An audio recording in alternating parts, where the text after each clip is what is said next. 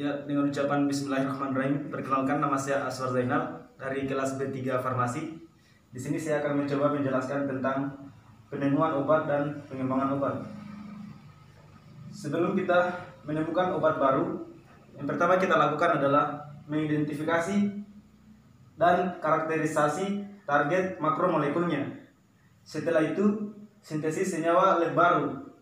Desain obat kita harus berbantu komputer. Kemudian kimia kombinatorial.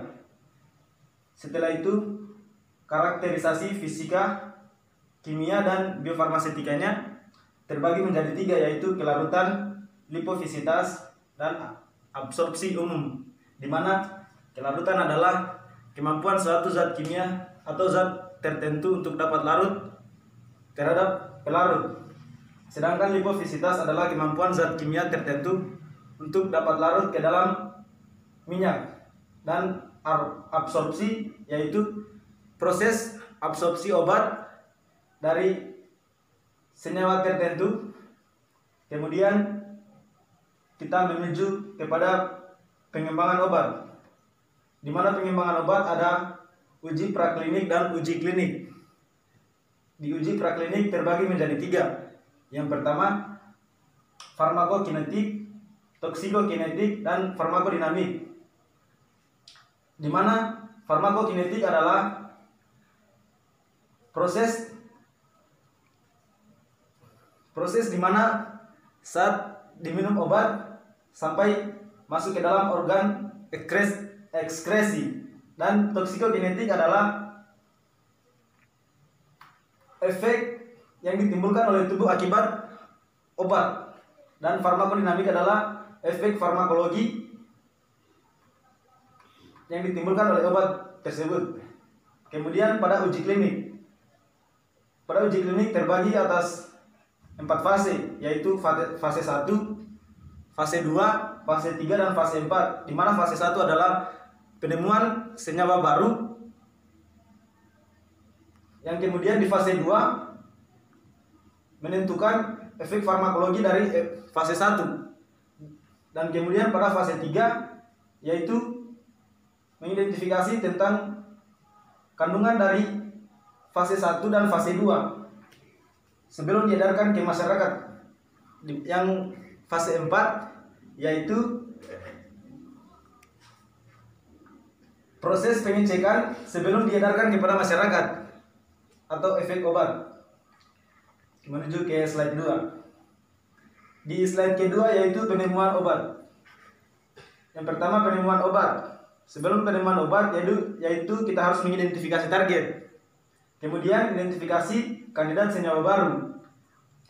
Kemudian pada uji praklinik atau preformulasi ada yang namanya toksikologi, farmakologi, dan analisis dan parameter.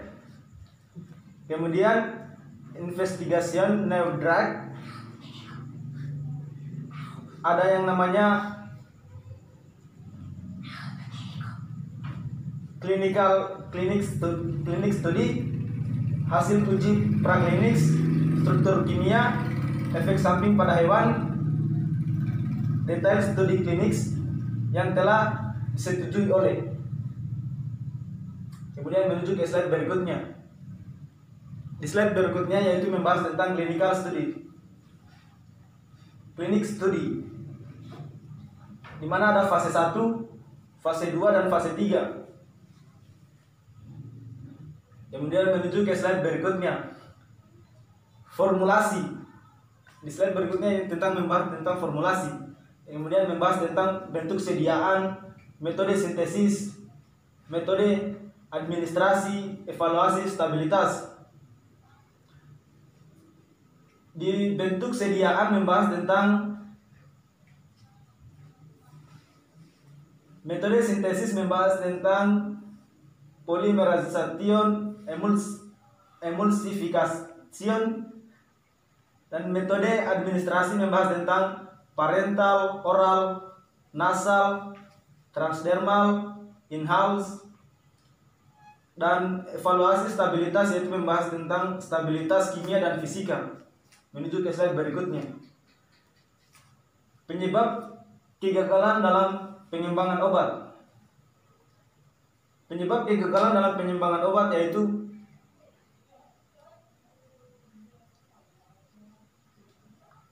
harus ada upaya kolaborasi di berbagai bidang. Screening senyawa obat, kemudian pengujian farmakologi dan toksikologi. Di screening senyawa obat yaitu membahas tentang obat terapeutik dan kompleks secara kimia. Contohnya protein, peptida, rekombinan, obat berbasis gen,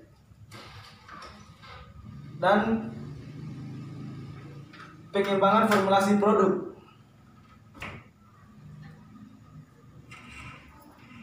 Dan dalam pengembangan obat, penyebab dalam kolaborasi berbagai bidang ada tantangan yang kemudian yang pertama, pendeknya waktu paru biologis, buruknya permeabilitas membran, masalah toksikologitas terkait dosis pemberian, dan polimorfisme genetik. Menuju ke slide berikutnya. Sifat-sifat kimia yang penting dalam API selection. Yang pertama, stabilitas obat, solubility. Kemudian slide berikutnya, di mana formulasian. Yang pertama, tujuan formulator, pengelola sifat-sifat fisika kimia dan segala hal terkait API untuk mengoptimalkan pengantarnya menuju jaringan target melalui rute pemberian tertentu. Yang kedua, hal demikian juga harus dengan pengembangan skala produksi. Menuju ke slide berikutnya. Formulasi merupakan kunci bagi profil biofarmaseutis suatu senyawa karena komposisi jenis, berbentuk sediaan, proses manufaktur, dan rute pemberian terkait erat terhadap karakter farmakokinetiknya.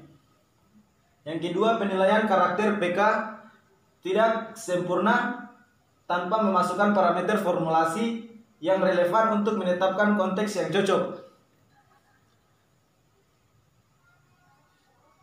Yang kemudian, kelarutan, hidrolisis, lipofisitas, ionisitas, dan pKa, bentuk garam, dan polimorfisme.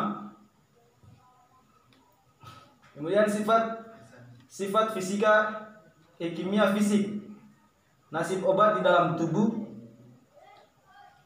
Menuju ke slide berikutnya, pengembangan formulasi, di mana harus membahas variasi eksipien, metode proses, mengidentifikasi metode isolasi yang spesifik, scale up, produk aktif.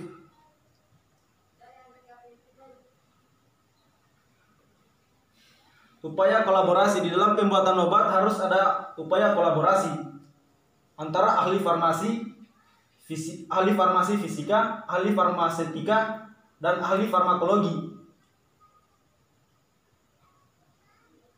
Di mana di sini akan membahas tentang sistematiknya secara terus-menerus. In vivo correlation, itulah hasil kolaborasi dari ahli farmasi fisika, ahli farmaseutika, dan ahli farmakologi.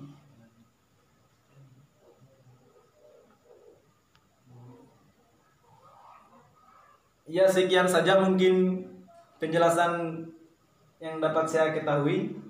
Lebih dan kurangnya mohon dimaafkan. Akhir kata, wabillahi taufiq wal hidayah. Wassalamualaikum warahmatullahi wabarakatuh.